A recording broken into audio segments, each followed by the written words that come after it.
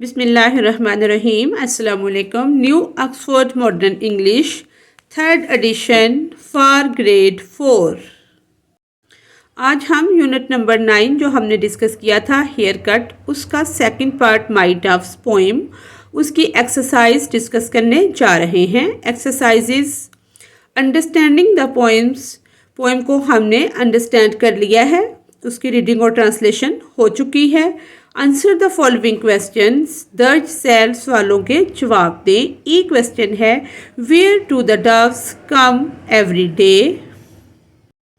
The dove या doves come on the roof opposite the chamber window of the poet every day, यानी कि वो जो opposite window है पोएट के रूम की, वहाँ पर हर दिन आती हैं। सेकंड क्वेश्चन बी है हमारा, how are the doves describe in the poem.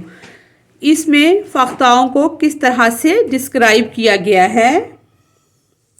इसका आंसर है they are white as snow, यानी कि वो वाइट हैं जैसे बर्फ़ होती है। देयर नेक्स शाइन, उनकी गर्दनें जो हैं वो चमकदार हैं। They have rosy feet and twinkling eyes. They trip while walking the coo, यानी कि गुड़गुं की वो आवाज़ें निकालती हैं। क्वेश्चन सी है हमारा, is the poet happy to see the doves, how do we know. क्या पोएट फ़ख्ताओं को देखकर खुश होता है, हमें कैसे पता चलेगा। Yes, the poet is happy to see the doves. We know, जैसा कि हम जानते हैं, that by the way she praises them, कि वो उनकी तारीफ़ करता है, इस तरह से हमें पता चलता है। क्वेश्चन डी है हमारा, how does the poet get the doves to sit on her window ledge. इसका आंसर है शी स्कैरर्स, बखेरते हुए, crumbles of bread on her window ledge to make the dove sit there, यानी कि वो रोटी के टुकड़े बखेर देती है पोएट जो है, ताकि फ़ख्ताएँ जो हैं वो वहाँ पर आकर बैठें। क्वेश्चन ई है, what does the poet do so as not to frighten the dove. Answer है she hides behind the curtain, वो पर्दे के पीछे छुप जाती है। क्वेश्चन एफ है, how does the poet describe the doves, make note under the following heading.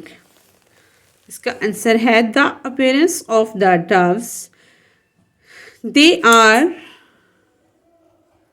white as snow, their necks shine, they have rosy feet and twinkling eyes, they trip while walking and coo.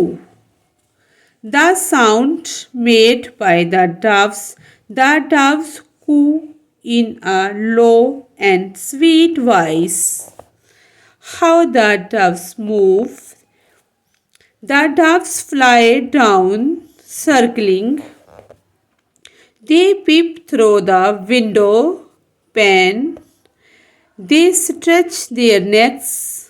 They peek and fly away.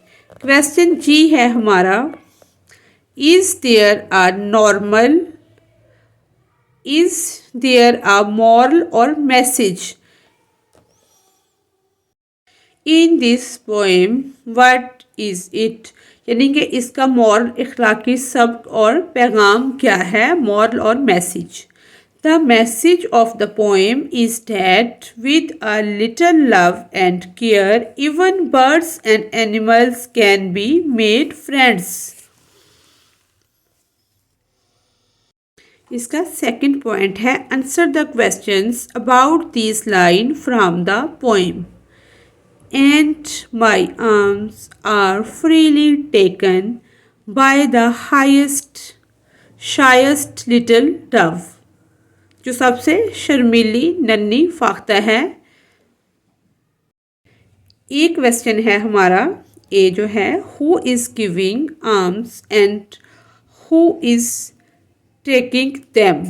इसका answer है the poet is giving alms and the doves are taking them. Poet यानी कि उसको खैरात दे रही है और doves क्या हैं, वो ले रही हैं। क्वेश्चन बी है, in what form one of the of आएगा one of the arms given.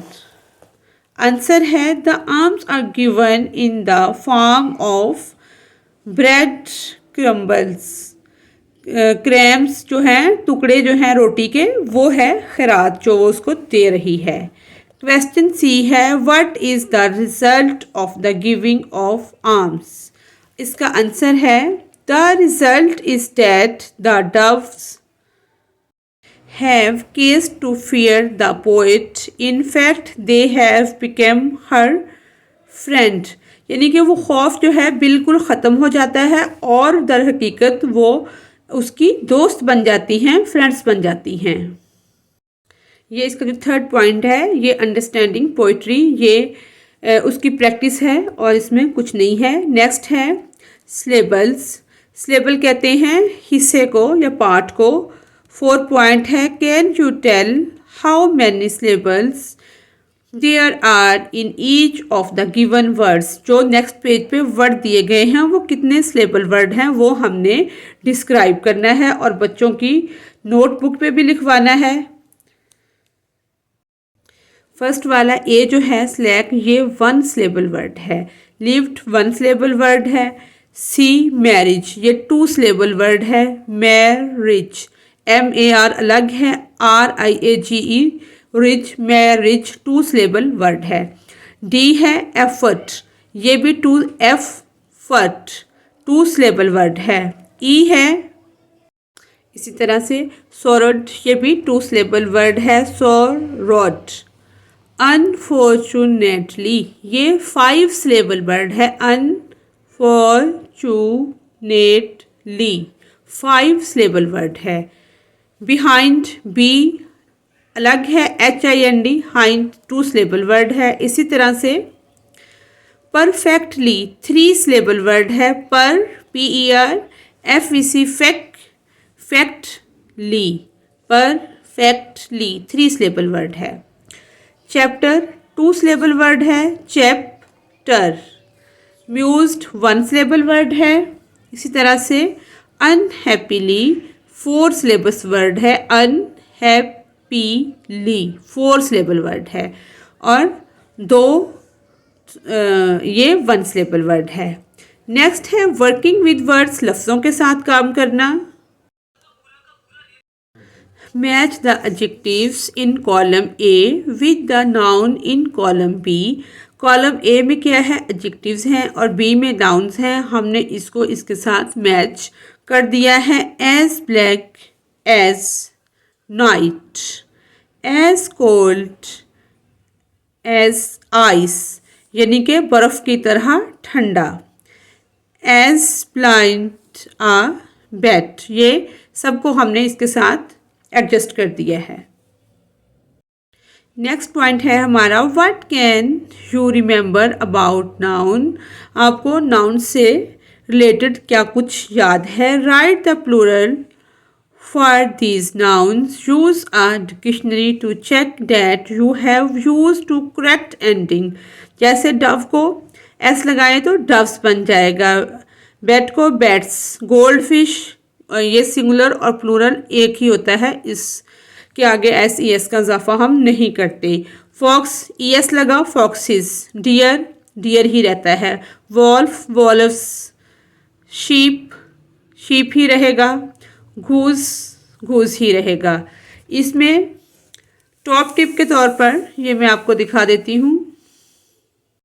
ये बच्चों को हम लाजमन एक्सप्लेन करेंगे कि इर्रेगुलर नाउन कौन से होते हैं और इनको बनाने का तरीका क्या है। Remember some nouns don't change in number, these are known as irregular noun, they usually become plural with a complete change. In spelling जब उनको हम सिंगुलर से प्लूरल बनाते हैं तो उनके स्पेलिंग्स में कंप्लीट चेंज आ जाती है, एस या ई एस का या वी ई एस का इजाफा नहीं होता। For example mouse, MOUSE mouse, MICE माइस, ये सिंगुलर है और ये प्लूरल है।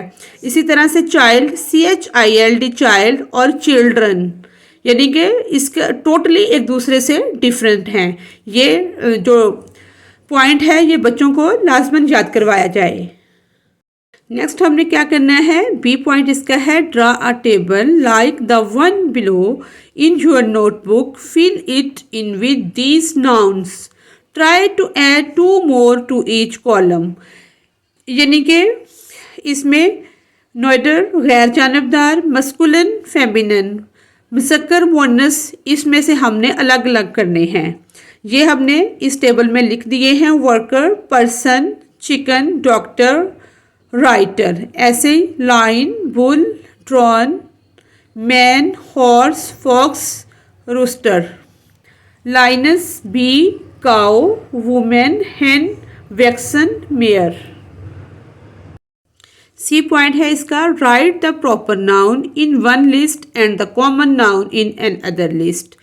ये जिन पे पी लिखा है ये प्रॉपर नाउन है, जिन पे कुछ भी नहीं लिखा ये हैं कॉमन नाउन। आप ऐसे लाइन लगा के एक तरफ प्रॉपर नाउन और दूसरी तरफ कॉमन नाउन कॉलम की शक्ल में लिखवा सकते हैं। उससे पहले हम प्रॉपर नाउन और कॉमन नाउन की डेफिनेशन भी लिख देंगे कि कॉमन नाउन क्या होता है, किसी भी आम चीज़ का नाम जिसको इसमें नकरा कहते हैं, और प्रॉपर नाउन इसमें मार्फा, किसी ख़ास चीज़ का, ख़ास चीज़ या जगह का नाम। सी है लर्निंग अबाउट लैंग्वेज, ज़बान के मुतल्लिक़ सीखना। More about tenses, here are 2 important tenses in the present continuous tense. यानी कि ज़माने 3 तरह के होते हैं, प्रेजेंट, पास्ट और फ्यूचर। फ़ेल हाल, फ़ेल माजी और फ़ेल मुस्तकबिल। हाल कहते हैं मौजूदा को, माजी कहते हैं गुजरे हुए को, फ्यूचर कहते हैं आने वाले को। The present continuous tense, I am going, he is eating, she is working. The simple present tense, he goes to school every day, he lives in Quetta, शी eats her breakfast at 9 o'clock. Say whether the following, ये जो sentence दिए गए ये हमने बताना है ये कौन से टेंस के हैं। I am eating my lunch, present continuous का ये सेंटेंस है। I ate my lunch at 12:30 every day, ये सिंपल प्रेजेंट है। My lunch consist of rice and vegetable, ये है सिंपल प्रेजेंट। डी है my mother cooks very tasty food, simple present. She is making a cake in the kitchen, present continuous. Next है listening and speaking, D point है सुनना और बोलना। इसमें है note the stress label in bold, clap when you read the stress label aloud. जैसे shy, SHI, इस पे क्या है, स्ट्रेस है। जो वर्ड्स थोड़े से मोटे दिए गए हैं इन पे स्ट्रेस है और जो दूसरे हैं उन पे नहीं है। करना क्या है, read the poem a few times, कुछ बार पोएम्स को पढ़ना है और जिन पे स्ट्रेस है उनको आपने मज़ीद यानी कि लाउड करना है या उस पर कोई क्लैपिंग वगैरह करवाई जाए ताकि बच्चों को पढ़ने की all the words correctly, pronunciation उससे ठीक होगी और तमाम बच्चे जो हैं उसको सही तौर पर पढ़ना सीख जाएंगे। नेक्स्ट है हमारा चार्ट्स एंड ग्राफ। चार्ट और ग्राफ कैसे बनाए जाते हैं, talk about the pie chart and bar graph below. ये जो है ये एक सर्कल है। Girls and boys in class B, इससे हमें क्या अंदाज़ा होता है, ये पोर्शन जो सर्कल का कुछ पोर्शन है ये ग्रीन है और कुछ पोर्शन रेड है। ये ग्रीन पोर्शन 40% है। गर्ल्स कितनी हैं और बॉयज़ कितने हैं, 60% गर्ल हैं और 40% बॉयज़ हैं। इसको हम ऐसे भी लिख सकते हैं और ऐसे भी। Total number of student in class 25 children हैं और परसेंटेज इनकी ये है। नेक्स्ट है types of vehicles passing the school. किस किस तरह की गाड़ियां स्कूल के पास से गुजरती हैं, इस चार्ट के ज़रिए हाईलाइट किया गया है।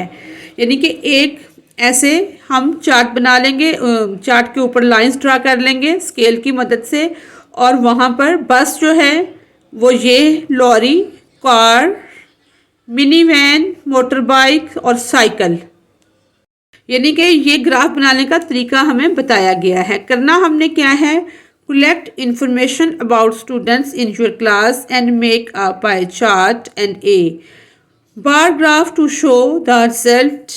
You can make a pie chart on birthday month, यानी कि मंथ्स की, बर्थडे की, व्हीकल्स की, किसी भी चीज़ को आप ग्राफ के ज़रिए इस तरह से शो करवा सकते हैं। नेक्स्ट है हमारा रीडिंग आ कैलेंडर, के कैलेंडर को रीड आउट कैसे करते हैं। Talk to your class about this calendar, इस कैलेंडर से रिलेटेड हमने बात करनी है। ये है अक्टूबर का, यानी कि बच्चों को हम ये दिखाएंगे कि कैलेंडर को किस तरह से रीड आउट करते हैं। ये संडे की लाइन है, जितने भी इसमें संडे आएंगे वो इस लाइन में आएंगे, यानी कि 1 को, 8 को, 15 को, 22 को, 29 को ये संडे है। Monday, Tuesday, Wednesday, Thursday, Friday, Saturday. और इसी तरह से आप अपने जो स्पेशल डेज़ हैं उनको भी कैलेंडर की मदद से हाईलाइट कर सकते हैं, और कुछ डेज़ होते हैं वो कैलेंडर में खुद ही हाईलाइट कर दिए जाते हैं। नेक्स्ट है हमारा कंपोजिशन। कंपोजिशन में व्हाट डू यू डू, तहरीर को कहते हैं composition. What do you do every day, आप हर दिन क्या करते हैं, आपने अपनी डेली रूटीन डिस्क्राइब करनी है। Right a paragraph about what you do every day, एक पैराग्राफ लिखना है कि आप दिन में हर दिन क्या करते हैं। विच टेंस विल यू यूज़, और कौन सा टेंस आप यूज़ करेंगे, एक ये हो गया। दूसरा इसमें ये है राइट एन अदर पैराग्राफ, एक दूसरा पैराग्राफ आपने लिखना है about what you are doing at the moment. Which tense will you use, ये दोनों हमने राइट कर दिए हैं। फर्स्ट है I get up at 6:30 in the morning, I brush my teeth, I ate my breakfast and go to school, then I come home, I take my lunch, after this I do my homework, after studying I watch TV for some time, then I take my dinner and go to sleep. Second paragraph है I am writing a paragraph. I am writing neatly. I am writing neatly. I am using a fountain pen to write. Now I am completing the paragraph. am going to put this book on my teacher's table. Composition में बच्चे अपने according भी अपने अपने paragraph और अपनी daily की routine को डिस्कस कर सकते हैं अपनी ऑन राइटिंग में। इसी के साथ ही हमारी आज की एक्सरसाइज कंप्लीट होती है। Thanks for watching us.